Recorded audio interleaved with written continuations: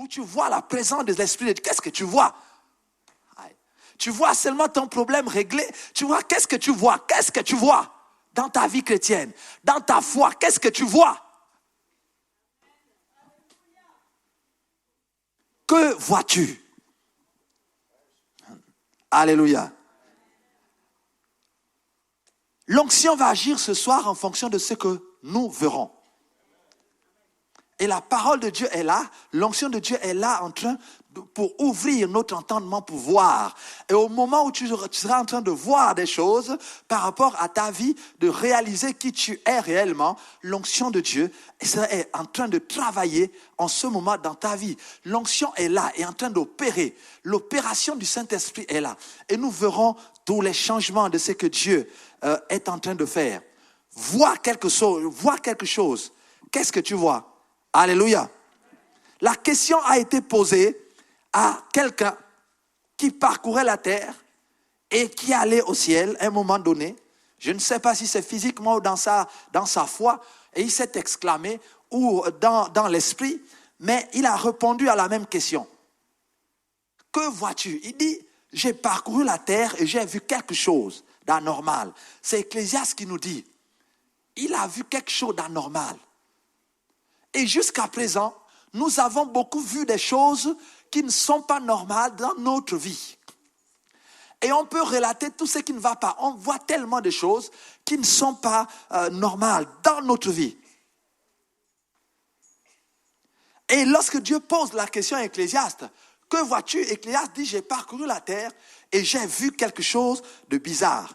Verset 5 du chapitre 10 d'Ecclésiaste, il dit, il est un mal que j'ai vu sous le soleil, comme une horreur provenant de celui qui gouverne. La folie occupe des postes très élevés et des riches sont assis dans l'abaissement. J'ai vu des esclaves sur des chevaux et des princes marchant sur la terre comme des esclaves.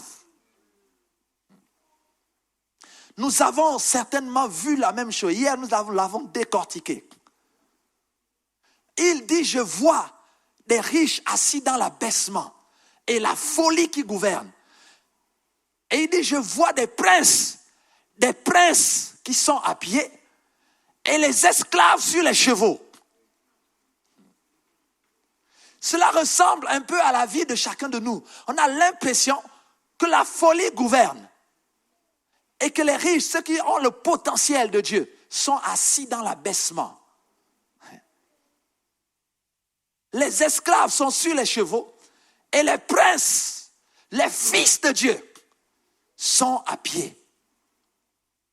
Difficile. Mais ici, Ecclésiaste donne un autre commentaire. Il dit à Dieu ce qu'il a vu et il donne son point de vue. Il dit, ce que je viens de voir là, en fait, c'est comme une erreur de celui qui gouverne. Seigneur, c'est vrai que j'ai vu les malheurs qui atteignent tes enfants. J'ai vu une situation inverse qui a été complètement inversée. J'ai vu des choses terribles sur la terre. Mais à mon avis, quand je regarde la parole, quand je regarde les principes de Dieu, je pense que c'est comme une erreur de celui qui gouverne. C'est pas normal, c'est une faute. Un prince à pied, un prince sous les jougs du diable est une faute. C'est comme une faute. C'est une erreur du fonctionnement normal de celui qui gouverne. C'est une erreur. Tous les problèmes qui nous arrivent, toutes les situations qui t'arrivent, en réalité, c'est une erreur. C'est comme une faute. Non, c'est une erreur. Dieu n'a jamais prévu ça comme ça. Le fait que les princes portent des jougs, c'est une erreur, c'est une faute du fonctionnement des principes. C'est pas normal. Ecclésiaste dit à Dieu, je refuse ça. C'est comme une erreur de celui qui gouverne. En d'autres termes, il est en train de dire à Dieu que tous les principes que tu as mis en place dans le fonctionnement de l'univers, en fait, tout ce qui se passe là, c'est une faute. C'est pas dans la lignée, c'est pas les principes de Dieu. c'est comme une erreur qui doit être corrigée. Il faut que ce soit corrigé. C'est pas normal. Je ne peux pas rester enfant de Dieu, prince, et marcher à terre pendant des années, acculé par des problèmes, des jougs, des fardeaux. Et toute ma vie chrétienne est un ensemble de jougs, de fardeaux. Il faut délivrer, enlever, etc. C'est pas normal. Il faut que celui qui voit réalise ce qui n'est pas normal. C'est pas normal que tous les jours, on t'impose les mêmes pour les mêmes choses. C'est pas normal. C'est une erreur. C'est une erreur du fonctionnement du royaume de Dieu. C'est comme une erreur. C'est comme une faute. Parce que dans le royaume de Dieu, il n'y a pas ça. Non, c'est comme une faute qui doit être corrigée. Alléluia. Lorsque je dis, je vois la maladie en moi, je vois le joug de la maladie, il faut que je me rappelle qu'en réalité, la maladie, pour un enfant de Dieu, c'est comme une faute, c'est comme une erreur du fonctionnement normal. C'est pas normal. Et il ne faut pas que je l'accepte. Voilà pourquoi Dieu descend, il dit, mais que vois-tu? Qu'est-ce que tu vois? Alléluia. Est-ce que tu peux dire c'est pas normal? C'est une faute. Alléluia. Il dit c'est comme une faute de celui qui gouverne. Celui qui gouverne c'est Dieu. Celui qui crée c'est Dieu. Il ne dit pas c'est une faute, il dit c'est comme une faute de celui qui gouverne. En d'autres termes, il est en train de dire que c'est pas normal. Il faut que je change cette situation. Parce que celui qui gouverne ne fait pas de faute. Donc l'erreur doit venir d'ailleurs. L'erreur doit venir d'ailleurs. Non, il faut que ça soit corrigé. Et forcément, c'est de notre côté que vient l'erreur. Du côté des hommes. Il a dit, j'avais dit que vous êtes des dieux, mais cependant, vous mourrez comme des hommes. Il n'a pas dit vous mourrez en tant qu'homme. Il dit vous mourrez comme des hommes. Donc, même au moment où vous mourrez, où les gens meurent, Dieu considère toujours qu'ils sont dieux. Mais ils meurent comme des hommes. Il ne dit pas vous devenez des hommes et vous mourrez. Il dit non. Il dit cependant vous mourrez comme des hommes. Ça veut dire que ce sont des dieux qui acceptent la condition d'un simple homme et qui meurent, mais ils meurent comme des hommes. Cependant dans le ciel, ils sont dans la position de Dieu, mais de fils de Dieu, un fils de Dieu qui vit comme un simple homme.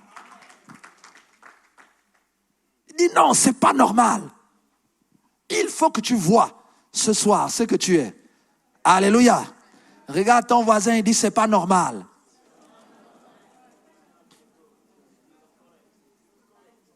Un enfant de Dieu qui porte un joug, c'est pas normal. Alléluia. Jésus a posé la même question. Et c'est le verset que nous allons lire et développer pour nous aider à prier et surtout à croire. Et encore plus, voir ce que Dieu sait de nous. Ce que Dieu sait de nous. Marc chapitre 8. À partir du verset 23.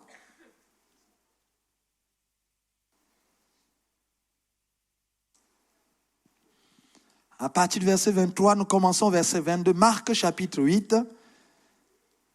À partir du verset 22, il dit, il se rendit à Bethsaïda et on amena vers Jésus un aveugle qu'on le pria de toucher. Il prit l'aveugle par la main, le conduisit hors du village. Puis il lui mit de la salive sur les yeux, lui imposa les mains et lui demanda s'il voyait quelque chose. Donc on est toujours sur la même question. Il prie pour l'aveugle et il demande à l'aveugle, qu'est-ce que tu vois? Aïe. Qu'est-ce que tu vois? Et l'aveugle dit, il prie, et l'aveugle dit, il regarda, et il dit, j'aperçois des hommes, mais j'en vois comme des arbres, et qui marchent. Donc les hommes sont comme des arbres, ils voient des arbres qui passent, etc. Et les hommes, ils prennent le bus, ils voient les arbres qui montent dans le bus. Mais ça c'est bizarre, c'est pas normal. Ils voient les arbres qui sont assis, en train d'écouter la parole de Dieu, en train de lever les mains au ciel. Mais c'est pas possible. Ça, c'est pas normal. C'est pas Dieu. Jésus dit, qu'est-ce que tu vois? Il dit, mais je vois des arbres, des hommes comme les arbres qui marchent, etc. Je lui dis, c'est pas Dieu, il impose encore les mains. Il impose les mains. Il imposa les mains. Et lui demandant, voyant s'il voyait quelque chose, il regardait et dit, j'aperçois les hommes, mais j'en vois comme des arbres et qui marchent. Jésus lui mit de nouveau les mains sur les yeux. Alléluia. Et quand l'aveugle regarda fixement, il fut guéri et vit tout distinctement. Alors Jésus le renvoya dans sa maison en disant, n'entre pas au village et ne le dis à personne du village. Jésus s'en alla avec ses disciples dans les villages de Césarée de Philippe et il leur fit en chemin cette question. Qui dit-on que je suis? Ils répondirent Jean-Baptiste, les autres Élie, les autres l'un des prophètes. Et vous, leur demanda-t-il, que dites-vous que je suis? Pierre lui répondit, tu es le Christ. Jésus leur recommanda sévèrement de ne dire cela de lui à personne. Alors il commença à leur apprendre qu'il fallait que le Fils de l'homme souffrit beaucoup, qu'il fût rejeté par des anciens, par les principaux sacrificateurs et par les scribes, qu'il fût mis à mort et qu'il ressuscita 3 jours après. Amen. Voilà une histoire. Et un aveugle qui arrive, Jésus prie, ce n'est pas le premier aveugle pour lequel il a prié. Il prie pour l'aveugle, il impose les mains et il pose la question à l'aveugle. Il dit, que vois-tu? Il dit, je vois des hommes marchant comme des arbres, etc. Et il impose encore les mains. Qu'est-ce que tu vois? Il dit, je vois distinctement. La première chose, que vois-tu? Qu'est-ce que nous voyons? Nous avons 4 éléments à voir. Nous voyons 4 éléments. Et si cette vision est bonne, alors la puissance de Dieu se met à l'œuvre et l'onction descend pour briser les jougs. Parce que ce que nous voyons de ces 4 éléments sont à l'origine. La qualité de notre vision, de ce que nous voyons détermine si les jougs vont arriver chez nous ou si l'Esprit de Dieu va enlever les jougs. Donc il est important de savoir, en fonction de ce que je vois, l'activité, ce que je vois engage, soit l'activité de l'ennemi ou l'activité de l'Esprit de Dieu pour agir. Mais hier, nous avons vu comment l'ennemi nous touche. Mais ce soir, nous allons voir ce que nous devons faire avec Dieu pour que l'onction de Dieu soit puissamment déversée sur nous et se manifeste. Il y a, et l'histoire continue. L'histoire continue, c'est vraiment très important cette histoire. Et lorsqu'il va commencer à dire que le Fils de l'homme va souffrir, etc., qu'il va être crucifié, et il va ressusciter le 3e jour. Et voilà quelqu'un qui entre en jeu. Et cette personne, c'est l'ennemi qui arrive. Le verset 32, la Bible dit, et il leur disait ces choses ouvertement. Et Pierre, l'ayant pris à part, s'est mis à le reprendre. Mais Jésus se retournant, regardant ses disciples, réprimanda Pierre et dit, arrière de moi Satan, car tu ne conçois pas les choses de Dieu, tu n'as que les pensées humaines. Alléluia. Donc, dans cette histoire, nous voyons tous les antagonistes, les protagonistes, tout le monde, en fait, toute l'histoire. Et nous allons regarder pas à pas comment l'onction de Dieu va agir ce soir pour nous aider à manifester ce pourquoi Dieu nous a appelés sur la terre. Comment l'onction de Dieu va briser les jougs. Comment à partir de maintenant et jusqu'à la fin, il n'y aura aucun joug qui sera encore mis sur notre tête, sur nos coups, sur nos vies, parce que nous saurons exactement ce qu'il faut faire pour que l'onction de Dieu, la puissance du Saint-Esprit soit à l'œuvre à tout moment dans ma vie pour briser les fardeaux, briser les jougs. Que vois-tu? Nous voyons plusieurs choses. Nous nous voyons nous-mêmes, premièrement. Nous nous voyons nous-mêmes, nous voyons Dieu, nous voyons le monde et nous voyons notre ennemi, le diable. Si nous prenons les sujets de conversation des chrétiens, les prières, les sujets de prière, c'est par rapport à cela. notre positionnement, notre vision par rapport à l'ennemi, par rapport au monde, par rapport à nous-mêmes, ce que nous voyons de nous et ce que nous voyons de Dieu, détermine la qualité et la puissance que l'Esprit de Dieu va manifester.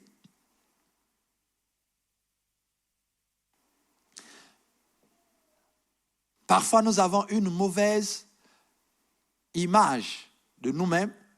Nous allons le développer tout à l'heure. Et nous avons une image, nous voyons le monde pas selon Dieu. Et nous ne voyons le monde pas avec les yeux de l'esprit.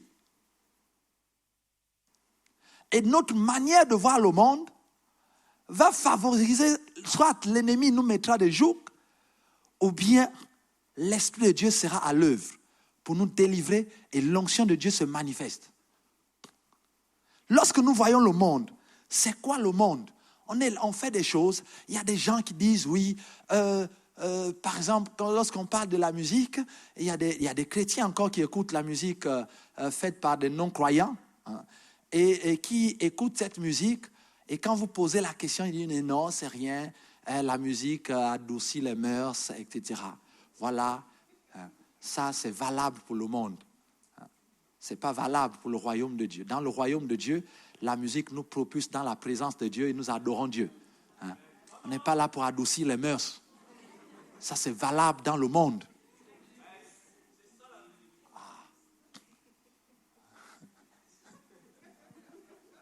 Lorsqu'on traverse, on rentre dans le royaume de Dieu, ce qui est vrai dans le monde n'est pas vrai dans le royaume de Dieu. Ne confondez pas les choses, ne voyez pas les choses n'importe comment. C'est ce qui bloque l'action du Saint-Esprit. Oh, vous savez, c'est juste la musique, ça adoucit les mœurs, etc. Mais comment tu es enfant de Dieu, tu as encore les mœurs? Quel type de mœurs? C'est quoi? La Bible dit, ayez les sentiments qui étaient en Jésus. Vivez comme Jésus. Quelles mœurs du monde qu'on va adoucir alors que tu dois avoir la mentalité de Christ? Qu'est-ce que tu vois du monde? Le monde est quoi pour toi?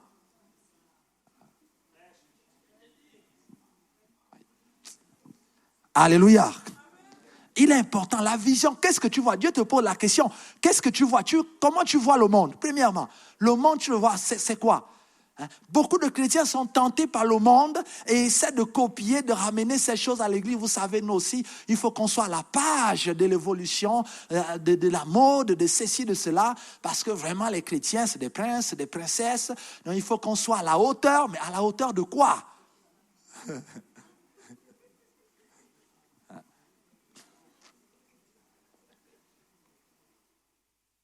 Et cette vision du monde est en train de rentrer dans l'église. Vous savez, il y a quelque chose de subtil que le diable est en train de faire en ce moment, c'est de faire rentrer le monde dans l'église au travers des ados. Et tout ce que les ados font dans l'église, c'est excusable.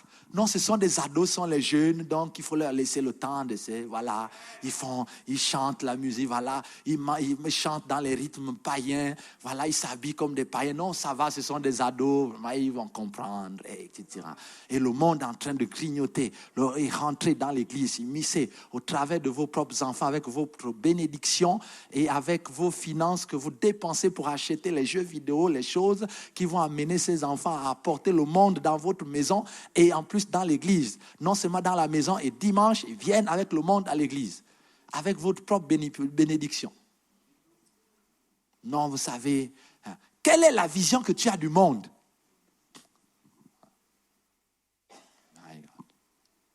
Alléluia. La vision céleste, la vision que Dieu a du monde, c'est ce qui est écrit dans le livre d'un Jean au chapitre 2, à partir du verset 15. C'est-à-dire pour Dieu, quand Dieu regarde le monde c'est la convoitise. Convoitise des yeux, convoitise de ceci, l'orgueil de la vie. Voilà, c'est ça le monde. Le monde, c'est un système que le diable a mis en place. C'est un système de fonctionnement. Écoute, le monde, c'est pas le diable. Le monde, ce sont pas les démons. Non, le monde, c'est un système de fonctionnement que le diable a mis en place avec la bénédiction de l'homme et la complicité de l'homme sans Dieu. Et comme l'homme s'est retrouvé sans Dieu, alors l'homme a fait un contrat avec le diable, a appelé un consultant pour l'aider à organiser le monde, puisque le Créateur n'était plus là. Donc le diable en consultation est arrivé et a dit à l'homme comment il faut faire pour vivre sur la terre. Puisque tu t'es coupé du Créateur, voilà comment tu peux faire. Et ils ont mis un système en place qui fonctionne. Donc le monde est un système qui fonctionne sans Dieu. Le monde est un système, le fonctionnement du monde est un système contre Dieu. Tout ce que le monde fait, c'est pour démontrer que Dieu n'existe pas.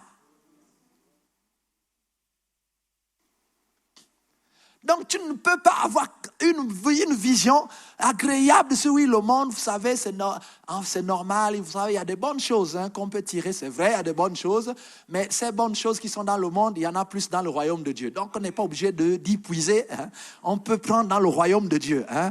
Il y a des bonnes choses qu'on peut retirer, vous savez, tout n'est pas mauvais, etc.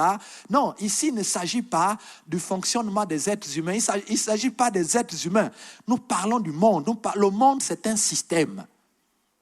C'est un système de vie, c'est un système de pensée, c'est un système d'action qui est fait sans Dieu.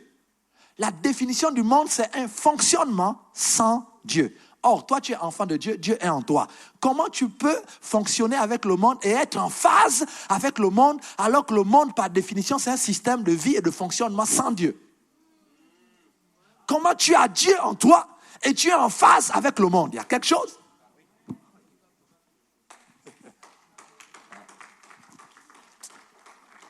Comment tu vois le monde?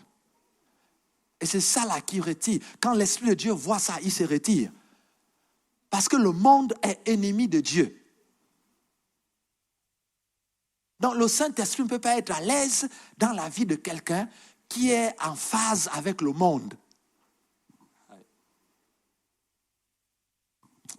Alléluia. La Bible nous dit toujours dans le livre d'un Jean que le monde les écoute parce qu'ils parlent comme le monde. Alors comme ils sont du monde et ils parlent comme le monde, alors le monde les écoute. Et il dit aussi que le monde va vous haïr. Il dit, ne vous en faites pas. Dans le 3e chapitre d'un Jean, il dit, le monde vous hait. Et au 4e chapitre, il dit, attention, le monde les écoute parce qu'ils sont du monde. Et vous, le monde ne vous écoute pas parce que vous n'êtes pas du monde. Donc l'objectif de l'Église, ce n'est pas d'être écouté par le monde. Nous ne sommes pas là pour que le monde nous accepte. Nous sommes là pour sauver le maximum d'âmes et les amener au ciel. Parce que Dieu a condamné le monde à la fin. Ce monde sera détruit. Donc nous ne pouvons pas sauver quelque chose que Dieu a dit qu'il va détruire. Donc ça ne sert à rien de se battre pour être bien vu dans le monde. Nous sommes là pour sauver les âmes, en fait que les gens n'aillent pas en enfer. Nous ne sommes pas là pour être bien vus. Dieu a déjà dit que le monde ne vous écoutera pas. Aïe, aïe, aïe. Mais l'Église fait des choses pour que le monde, il faut que le monde, qu'il soit accepté par le monde. Mais Dieu a déjà dit que le monde va vous haïr.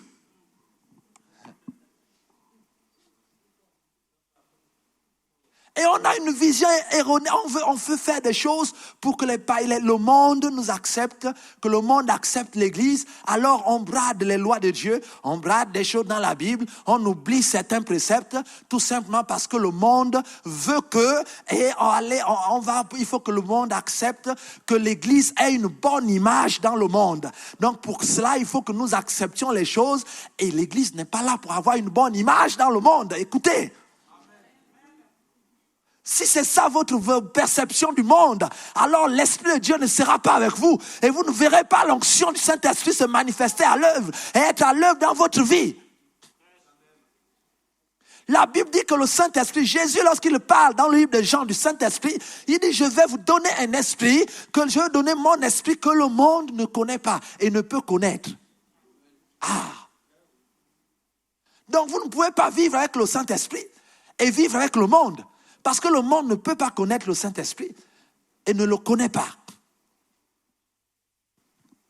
Il y a beaucoup de choses que nous faisons pour être acceptés par le système du monde, par la pensée du monde.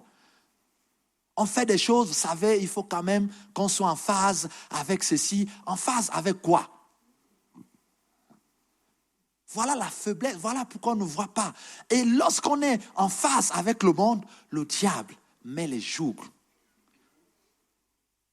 l'amour du monde, les pensées, les systèmes du monde. Voilà pourquoi il a dit que lorsque nous nous convertissions, il faut que nous soyons transformés par le renouvellement de l'intelligence, que nous pensions comme dans le royaume de Dieu pense et non comme le monde pense. Et lorsqu'un chrétien vient dans le royaume de Dieu avec les pensées du monde, ça ne peut pas fonctionner. Écoutez, je ne peux pas vivre en France en appliquant les lois gabonaises, c'est pas possible.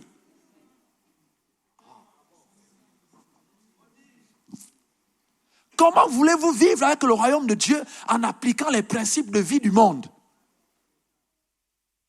C'est deux royaumes différents, avec des rois différents, avec des lois différentes, avec le service social différent.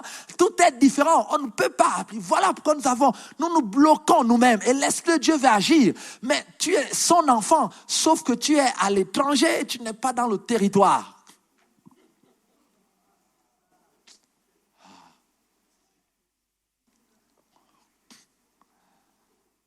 La localisation ne change pas l'identité. Est-ce que quelqu'un me comprend? La localisation ne change pas l'identité. Je suis de nationalité gabonaise. Je suis en France en ce moment. Je suis toujours gabonais. J'étais en Belgique, je suis gabonais. Après, je serai au Togo, au Bénin, je serai toujours gabonais. Ça ne change pas. Sauf qu'en fonction de l'endroit où je me trouve, les lois du Gabon ne peuvent pas s'appliquer. Quelle que soit la grandeur, la puissance que Dieu a pour nous sauver, l'Esprit de Dieu ne viendra pas dans le monde pour agir avec toi dans le monde. Je ne parle pas du monde, des maisons, des pays, etc. Non, je parle du système de pensée et de vie. La mentalité. Lorsque nous sommes encore dans ce système de pensée, cette mentalité, cette logique, ce raisonnement humain, c'est cette logique humaine de vie, et nous voulons que l'Esprit de Dieu entre là-dedans pour nous. Non, c'est pas son royaume. Son royaume, c'est pas ça. Il faut que ça change. Alors il te pose la question, que vois-tu? Beaucoup de jours viennent parce que nous sommes attachés aux choses du monde. Alléluia. Dieu dit, que vois-tu?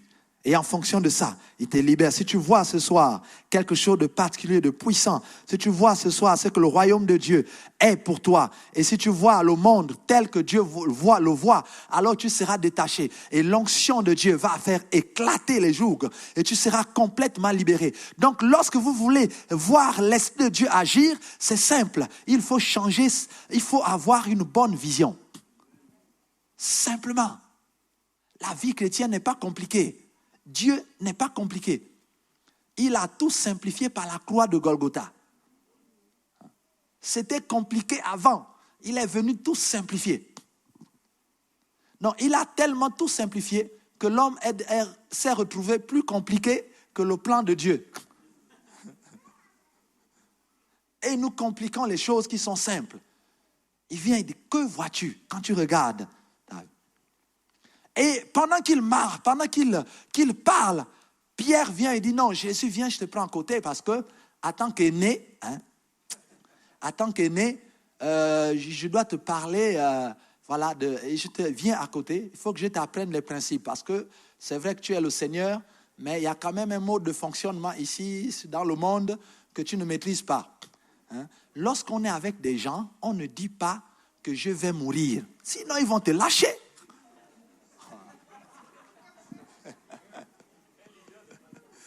Un leader ne parle pas comme ça. Tu dois motiver les troupes. Parce que moi, dans mon entreprise de poissons, non, quand on ne trouve pas, je motive les troupes. Non, on ne peut pas, non. Ce ne sont pas les codes.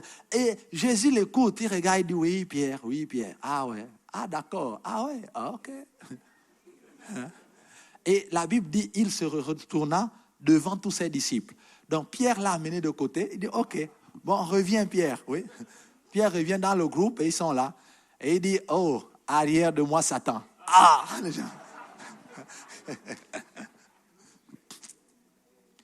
Et les autres disciples se sont certainement dit, c'est bien fait pour Pierre. Il aime toujours se montrer, se la jouer, voilà. Arrière de moi, Satan. Il dit, parce que tes pensées ne sont pas les pensées de Dieu et tu ne peux même pas les connaître. tes pensées sont les pensées des hommes. En fait, tu réfléchis comme un homme. La deuxième chose, c'est de savoir, quand tu regardes ton ennemi, qu'est-ce que tu vois? En fait, le diable, c'est qui tu le définis comment? Parce qu'en fonction de la définition que tu donnes à ton ennemi, alors soit il sera puissant ou il sera faible. Soit tu seras en position de pouvoir ou tu seras en position de crainte. Donc Jésus recadre et Pierre et le diable en même temps. Il remet chacun à sa place. Il dit non, je sais qui tu es. Je sais, moi je vois qui tu es. Et toi, ta dimension est une dimension des hommes. Donc Jésus est fils de Dieu et le diable est à la hauteur des hommes. Donc à partir de ce moment, la hiérarchie est placée et respectée. Il y a des chrétiens qui voient le diable comme étant au-dessus d'eux. Oh, les sorciers, oh, le diable a encore attaqué. Oh, vraiment, il faut prier, il faut combattre. Vraiment, dans notre famille, c'est compliqué. Vraiment, il faut une onction puissante pour agir. Vraiment, là, alors qu'ils ne savent pas que l'onction va se déployer en fonction de leur vision, de leur ennemi. Alors, ils ne savent pas ça, mais ils voient un diable grand et un chrétien petit. Et donc il faut vraiment que Dieu vienne au secours parce que vraiment le combat est déséquilibré. Un petit chrétien face à un grand diable, mais vraiment ma vie est foutue. Il faut faire quelque chose, prophète, il faut agir. Parce que là, etc. Et on est là, et Dieu regarde, dit, mais l'onction ne peut pas agir dans ce cas. Jésus a placé les situations. Quand Jésus a regardé, il a vu le diable et il a dit, toi, tu es à la dimension des hommes. Tu ne m'atteins pas là-dessus. Non. Alors, arrière de moi, il n'y a pas de combat à faire même. Et en fonction de ça, l'onction se manifeste. Il y a des chrétiens qui vivent avec un grand diable. Et même le diable est grand, il est fort, il est puissant. Vraiment, si tu ne peux pas savoir ce que j'ai vécu dans ma vie, si je te raconte, tu ne croirais même pas. Mais ce que le diable a fait, non. Moi-même, j'ai vu en live comment les choses se manifestent. J'ai vu, non, mais vraiment, il faut prier, il faut vraiment jeûner, prier. Parce que là, le diable s'est levé. Une vision erronée de notre ennemi. Et il y a même des chrétiens qui pensent que le diable est au niveau de Dieu. Ils sont au même niveau.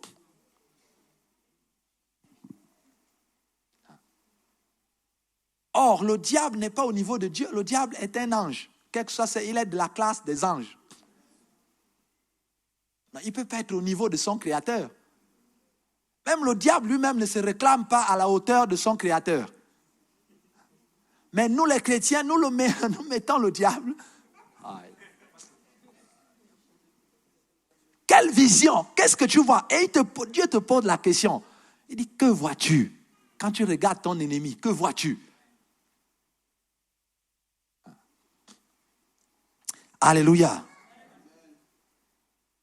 Le diable est à la dimension des hommes. Voilà pourquoi dans la parole de Dieu, il est écrit votre adversaire, le diable. Donc voilà, c'est mon adversaire. Ça veut dire que nous sommes, voilà, moi je suis à ce niveau de combat. Le diable est mon adversaire, donc je suis, et en tant que fils de Dieu, je suis au-dessus de lui. Donc tous les démons, déjà les démons, je ne les combats pas.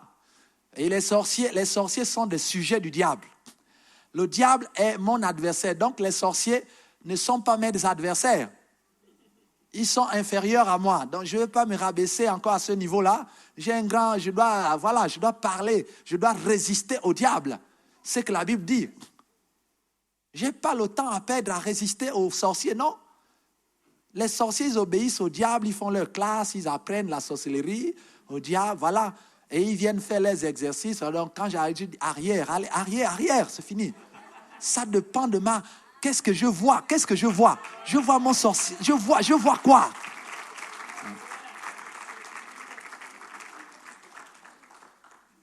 Je vois quoi? Non. Je ne suis pas à la hauteur du sorcier. Non, je n'ai pas de temps à perdre avec le sorcier. Moi, je suis là pour résister au diable. Donc, tout ce qui est après, les démons, on les chasse. Ça, on les chasse.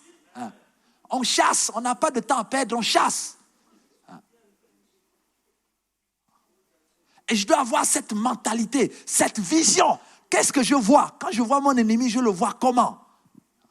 Vous savez, il y a une histoire qui s'était passée et c'était dans deux voleurs. Deux voleurs, ils sont allés, ils ont cambriolé et ils ont pris le butin. Alors, il fallait trouver un endroit pour partager le butin. Donc, ils se sont dit, le lieu le plus tranquille, c'est le cimetière. Parce qu'au moins là-bas, personne ne viendra nous chercher, ni les policiers, ni quoi que ce soit. Et ils sont allés au cimetière avec le butin et ils se partageaient le butin. Donc, ils se partagent et l'un dit à l'autre, un pour moi, un pour toi. Un pour moi, un pour toi. Et il y a quelqu'un qui passe par là, il entend une voix au milieu des tombes, quelqu'un qui dit un pour toi, un pour moi. Un pour toi, un pour moi. Il dit, ah, ça c'est compliqué. Et pris de frayeur, il fuit et il va appeler, il dit, ça c'est une dimension surnaturelle, c'est mystique, c'est spirituel. Il faut un homme spirituel pour venir régler cette affaire. Donc il court et il va chercher un prêtre. Il dit, non. Mais il dit, mon père, j'ai vu, il y a quelque chose qui se passe, c'est bizarre au cimetière, il faut que tu viennes m'expliquer. Et il revient avec le prêtre, ils tendent l'oreille les deux, ils entendent un pour toi, un pour moi. Un pour toi, un pour moi. Un pour toi, un pour moi. Et la personne dit, bon, c'est vous le prêtre, c'est vous qui connaissez les choses spirituelles. Qu'est-ce que ça veut dire? Et le prêtre dit, non, mais c'est simple. C'est que Dieu et le diable sont en train de se distribuer les âmes, se partager les âmes.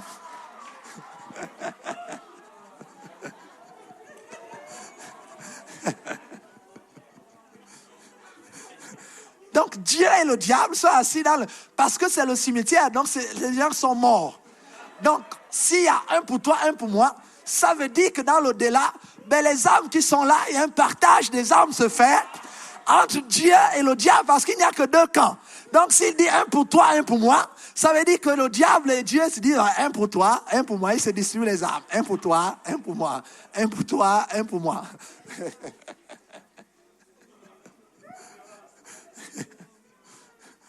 Voilà. Donc ça veut dire que les deux sont au même pied d'égalité et ils se distribuent. En d'autres termes, en fait, ils sont ensemble.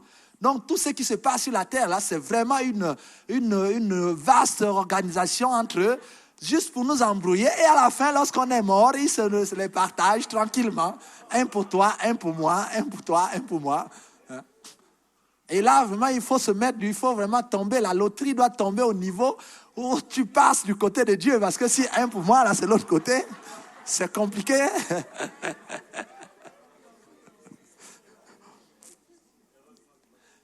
Heureusement que ce n'est pas ça. Mais c'est une vision qui montre que les gens placent le diable au même pied d'égalité que Dieu. Ça, c'est une abomination. Un simple ange, vous le mettez au même rang d'égalité que Dieu. Oh Seigneur, viens me sauver au nom de Jésus. Non. Que vois-tu? Il descend, il te pose la question. Que vois-tu? Jésus a dit, je vois un esprit qui pense comme un homme, qui a la dimension d'un homme. Donc, je n'ai pas de temps à perdre avec lui. Allez, arrière de moi. Saint-Esprit dit, ok, l'onction est là et agit. Comment tu vois ton ennemi? Il pense comme les hommes. Il a été condamné, il est déchu, il est condamné, il a été jugé et condamné. Et il a été chassé du ciel, il est déchu. Et non seulement il a été chassé du ciel, mais il est condamné à la mort éternelle. Non seulement il est condamné à la mort éternelle, mais à la croix de Golgotha, Christ l'a encore dépouillé du peu de pouvoir qu'il avait. Donc c'est quelqu'un qui a été chassé, qui a été condamné et qui a été dépouillé. Qu'est-ce qu'il peut encore te faire? Il est chassé, condamné, dépouillé et vaincu. C'est en ce moment, lorsque tu as cette vision, alors Dieu dit, voici le message qui est derrière. Et là, c'est ni par la force, ni par la puissance, mais par mon esprit. Comme tu as vu que l'ennemi est petit devant toi, parce que c'est ce que j'ai fait à la croix de Golgotha. Et comme tu es en phase avec ma vision, alors maintenant je te dis que c'est pas par ta force, tu n'as plus d'effort à faire. Comme tu as la bonne vision des réalités spirituelles, alors c'est par mon esprit, c'est par mon esprit que les montagnes vont se déplacer. Parce que tu vois comme moi, parce que tu aperçois comme moi, parce que tu tu vis comme moi, alors mon esprit prend le relais et l'onction éclatera le joug. Ah! Alléluia. Qu'est-ce que tu vois? Jésus a posé la question. Il a demandé à ses disciples, qu'est-ce que vous voyez de moi? Qu'est-ce que vous dites de moi? Il y a des gens qui ont une mauvaise, une vision erronée, vraiment déformée de leur propre vie. Parce que la manière dont tu te vois va favoriser l'action de Dieu ou permettre que l'ennemi trouve des failles pour venir te mettre des jougs. Il y a des gens qui ne s'aiment pas. Oui, je ne me sens pas beau, vraiment, je ne me sens pas. Ah non, j'aimerais ressembler à tel et à tel. Et il y a des gens qui perdent le temps dans ce genre de choses. Et il y a des émissions là-dessus, des gens qui veulent vivre comme d'autres personnes, etc. Voilà, on veut, vraiment, c'est la dictature de la minceur, dictature de ceci, de la beauté. Et vraiment, les gens sont conditionnés. Ça, c'est le monde qui le fait. Et donc, lorsque tu ne rentres pas dans les critères, dans les codes du monde, tu es mal vu, mal regardé. Et le chrétien se sent mal à l'aise. Il n'est pas en accord avec son corps. Il se voit vraiment minable, inférieur aux autres parce qu'il ne rentre pas, il ne rentre pas dans les critères que le monde a mis en place. Donc, une vision complètement déformée de ce que Dieu a fait de nous. Il y en a même qui ne s'acceptent pas, bien qu'étant enfants de Dieu. Alléluia. C'est pas bien. Il y en a qui ne s'acceptent pas, c'est pas normal parce que Dieu nous a créés des êtres si merveilleux. Alléluia. Nous sommes des êtres si merveilleux, et des hommes, des femmes merveilleux, merveilleuses. Ça, c'est ce que la Bible dit que nous sommes. Que dites-vous que je suis? Jésus savait qui il était. Toi, qu'est-ce que tu es? Qu'est-ce que tu es quand tu te vois? Qu'est-ce que tu te dis de toi? Tu te vois comment? Est-ce que c'est un être merveilleux? Ou bien quelqu'un qui est vraiment inférieur aux autres, qui est à la traîne, etc., et qui baisse la tête parce qu'il y a telle chose qui manque, et les jougs viennent sur la personne. Et à partir dans cette vision de la vie, le diable trouve des éléments pour te mettre des fardeaux. Et il n'aura plus d'effort à faire. Il va seulement venir te dire, voilà, tu vois, tu n'es pas dans les codes. Et voilà, tu vois, tu n'es pas aussi clair que non, c'est pas la bonne couleur. Non, toi, c'est pas la bonne taille. Non. 42, non, c'est pas bon. Oh, vraiment, là, c'est complètement explosé, là, c'est pas sérieux. Ouais, machin. Et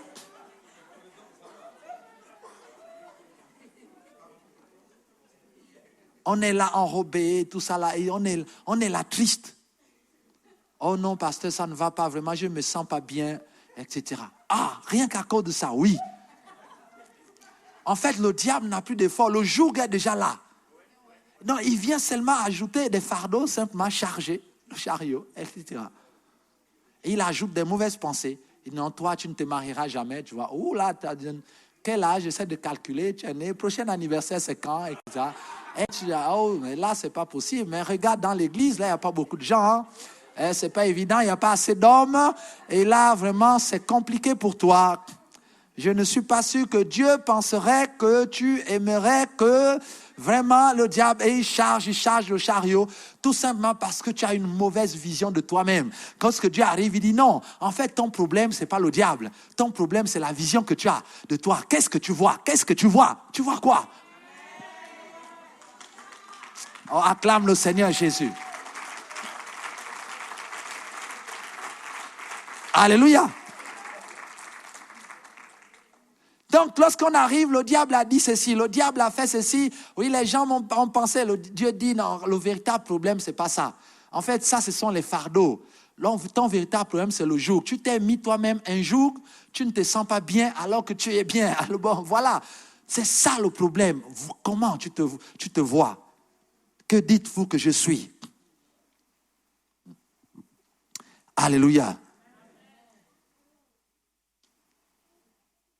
Qui suis-je? Je suis fils de Dieu. Je suis une créature merveilleuse. Je suis enfant de Dieu. Je suis le prolongement de Dieu sur la terre. Je suis le prolongement physique de Dieu spirituel. Lorsque je parle, Dieu parle. Lorsque Dieu parle, je parle. Quand Dieu avance, j'avance. Quand j'avance, Dieu avance. Lorsque je passe devant des situations, ces situations changent. Lorsque j'arrive à un carrefour et que le diable avait programmé un accident, l'accident n'arrivera plus parce que le Fils de Dieu est là. Je suis le Fils, je change l'environnement. Non, c'est vrai que de temps en temps, j'ai un peu des maux de tête, je vais à l'hôpital, mais c'est pas grave. Ça, ce n'est que le camouflage, mais la véritable personne, le véritable moi, c'est quelqu'un de merveilleux. Non, je suis beau, que vous le vouliez ou pas, ça ne vous regarde pas. Ça, c'est ce que je vois de qui je suis. Simplement. Et je suis à l'aise. Je marche tête haute. Je ne marche pas sur la terre comme rasant les murs, comme sur la pointe des pieds. Voilà, non, les chrétiens vivent comme s'ils avaient peur ils veulent même quitter le ciel, la terre. Ils marchent, quand tu les vois marcher dans la rue, ils sont pressés. Ils sont vraiment, ils n'arrivent même pas à sourire. Comme si, écoutez, la terre, c'est Dieu qui l'a créée. Même si le diable a mis son système mondain, mais la terre appartient à mon Père. Non, lorsque je marche, j'ai un pas rassurant. Je suis dans le territoire de mon Dieu. C'est Dieu qui a créé. Donc je suis tête haute, je marche. Voilà, je suis à l'aise. Il y a des problèmes, le diable accuse, le diable envoie des situations, mais je sais qui je suis. Je sais qui je suis. Je sais qui je suis. Je sais qui je suis. Je suis fils de Dieu. Je suis le représentant plénipotentiel du Saint-Esprit dans le monde des hommes. Quand je parle, les choses se passent. Quand j'ordonne, les choses arrivent. Je ne suis pas n'importe qui. Oui, le diable, tu peux faire tout ce que tu veux, mais j'ai la bonne vision de qui je suis. Je sais qui je suis. Tu ne m'enlèveras pas ce que je suis. Et est-ce que quelqu'un peut se lever et acclamer le Seigneur Jésus? Maïda Santa Maïda Saraba. Rekotoro Santa Maïde. Je sais qui je suis. Tu peux m'apporter tous les problèmes du monde, mais tu ne m'enlèveras pas une chose. Je sais qui je suis. Oui, je sais qui je suis. Je sais qui je suis. Maïra Santa Maïde. Je sais qui je suis. Oh, Maïra Santa Ba. Dieu, je sais qui je suis. Jésus a posé la question. Il dit, que dites-vous que je suis? Pierre a dit, tu es le Christ. Il dit, voilà, tu es le Christ. Je suis le Fils de Dieu. Je suis le Fils de Dieu. Je suis le Christ. Je suis l'onction. Je suis l'Esprit de Dieu. Oh, que dites-vous que je suis? Qu'est-ce que Dieu dit que je suis? Dieu dit que je suis le Christ. Et je suis le représentant de Dieu sur la terre. Je ne suis pas seulement le Fils de Dieu, mais je suis le Christ. Je ne suis pas seulement un croyant, mais je suis le Christ. La puissance du Saint-Esprit manifestée en Christ, en Jésus. Et il est devenu le Christ par la puissance de l'Esprit de Dieu. La Bible dit que Jésus a été proclamé Fils de Dieu par la vertu et la puissance du Saint-Esprit. Jésus a été proclamé Christ par la puissance du Saint-Esprit. L'onction de Dieu est descendue sur lui et il est devenu le Christ. Il est devenu le Christ par l'onction du Saint-Esprit, par l'onction qui brise les jougs. Voilà pourquoi lorsqu'il est sorti du désert, il a dit, premier message, l'Esprit de Dieu est sur moi. L'Esprit de Dieu est sur moi. L'Esprit de Dieu est sur moi. Alors tu peux dire aux choses de la vie, tu peux dire au fardeau, tu peux dire au diable, tu peux dire au monde que l'Esprit de Dieu est sur moi. C'est vrai qu'il me manque d'argent, mais l'Esprit de Dieu est sur moi. Il me manque le travail, mais l'Esprit de Dieu est sur moi. Il me manque l'enfant, mais l'Esprit de Dieu est sur moi. Il me manque le mariage, mais l'Esprit de Dieu est sur moi. L'Esprit de Dieu est sur moi. L'Esprit de Dieu est sur moi. Il est trop tard. Il est trop tard. Le monde ne peut plus changer cet état de fait. Le diable ne peut plus changer cet état de fait. L'Esprit de Dieu est sur moi. Tu peux dire à l'ennemi, il est trop tard. Il est trop tard. Il est trop tard. L'Esprit de Dieu est sur moi. Oh, hey. Il est sur moi. De la même manière qu'il a fait de Jésus le Christ, il fait de moi le Christ. Il est descendu pour faire cette œuvre. Voilà pourquoi on l'appelle l'onction. Et il a dit l'onction éclatera le joug. Pourquoi? Parce qu'il fait de toi le Christ. Et un Christ ne peut pas être contenu par un fardeau. Un Christ ne peut pas être attaché au niveau de son cou. Un Christ ne peut pas être attaché. Non, non, non. L'onction de Christ fait éclater le joug.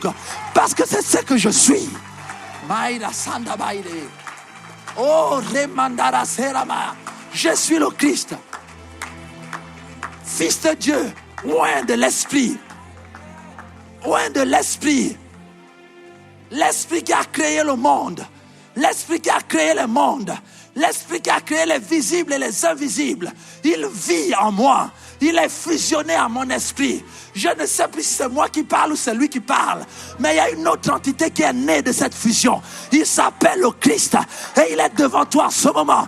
Et c'est lui qui apporte des miracles.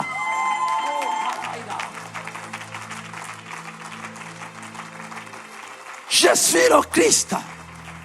Tu n'es pas un simple chrétien. Tu n'es pas un adhérent.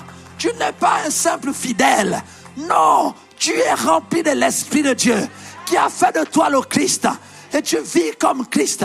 Tu marches comme Christ. Christ ne peut jamais être enfermé par quoi que ce soit. Il n'y a aucun joug qui peut être mis sur le cou de Christ. Jamais. Lorsque tu te reconnais en tant que Christ, alors la stature de Dieu prend la place. Et comme cette stature est assez grande, alors elle éclate le joug. Parce qu'elle éclate le joug. Parce que le Christ naît en toi, il grandit en toi. Et il éclate le joug. La Bible dit qu'en Christ réside toute la plénitude de la divinité. De la divinité. Non, c'est celui qui est en toi.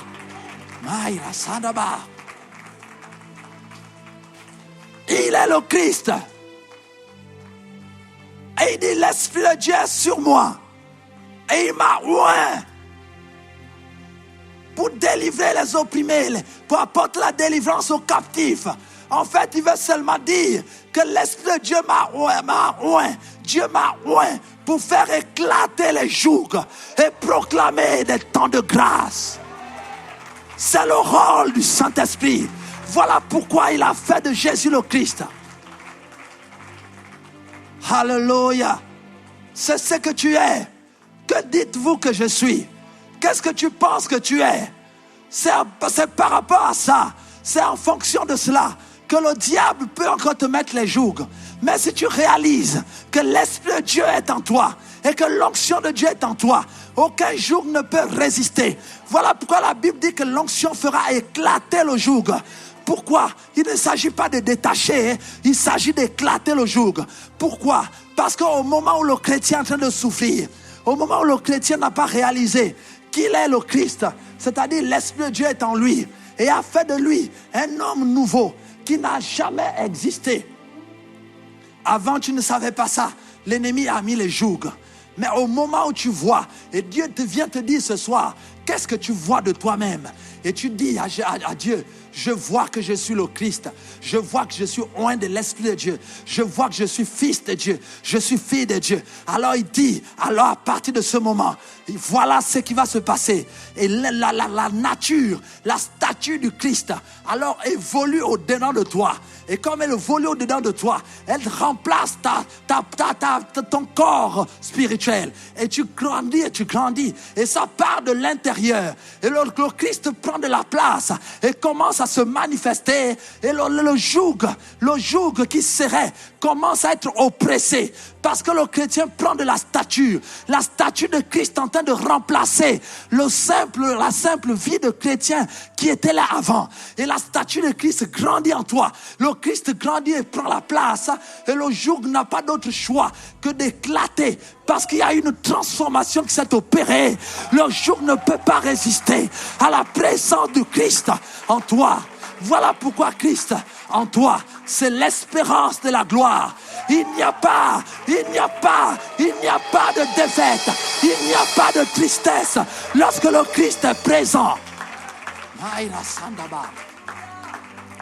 L'espérance de la gloire.